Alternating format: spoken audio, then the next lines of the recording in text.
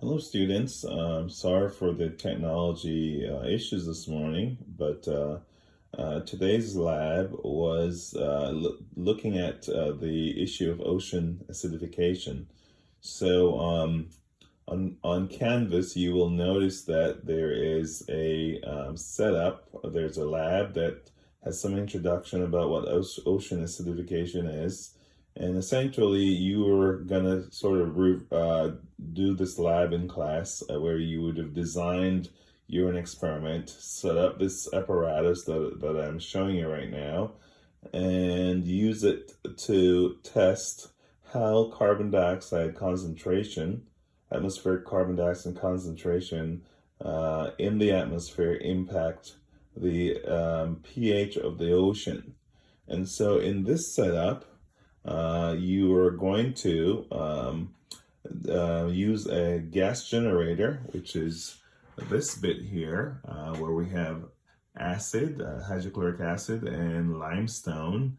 When reacting those two things, produces carbon dioxide. The carbon dioxide is delivered into our big jar, and it is bubbled through the water. The water represents the ocean, and above it is the atmosphere. So we're using these two sensors. Here is the carbon dioxide sensor, and the next one here is the pH sensor.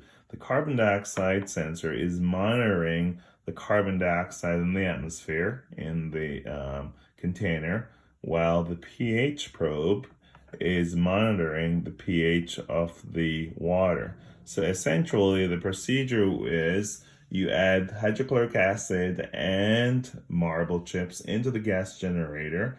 It reacts to form carbon dioxide that is now delivered into the atmosphere, which represents the space in the jar. And then some of that is actually bubbled into the water, which is the ocean. And over a 6-minute period, every 30 seconds, we collect data on the concentration levels of CO2 in the atmosphere, as well as the pH of the ocean water. And so you have the data for that, and that data you're going to use in your graphing and your analysis and your conclusion. So in CMS, you will see this document. It has a bit of information there on the background of the lab. It has the setup that I just kind of showed you. You're designing the experiment. What would your hypothesis be? The alternative versus the null. What are the independent versus dependent variables?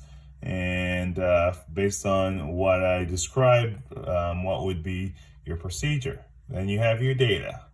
After that, you're going to be graphing. You're creating a line graph with pH on the y-axis and atmospheric carbon dioxide on the x-axis. And then there's some your conclusion. So those 5 questions, you should not actually list your answers to those questions, but in the paragraph form, address those questions in your conclusion. That's basically the outline of the conclusion, but I've kind of broken it down for you. And I wanted to see you address all those aspects in the conclusion. The next part of the lab is a design aspect where you're actually designing an experiment to show how species, living organisms in the ocean might be affected by this ocean acidification. So here, you're given an unlimited amount of Hyloelastecas. We used these before, these crustaceans, in our toxicity lab to test the toxicity of various substances in Unit 2. So here, given these Hyloelasteca, given an abundance of them, how would you design a lab with the original setup in mind to show how ocean acidification, this setup to show how acidification affects the species that live within the ocean.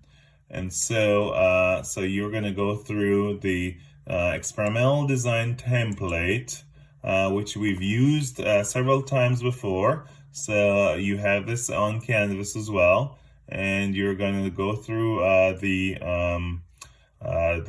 design process. You have a blank template here, and you can use this blank template, or you can write in paragraph forms to design a lab to show how you would design an experiment to test the effects of ocean acidification on marine species. Apologize again for the technology failures, but we will get through this. Let's stay positive and hope to talk to you soon. Bye.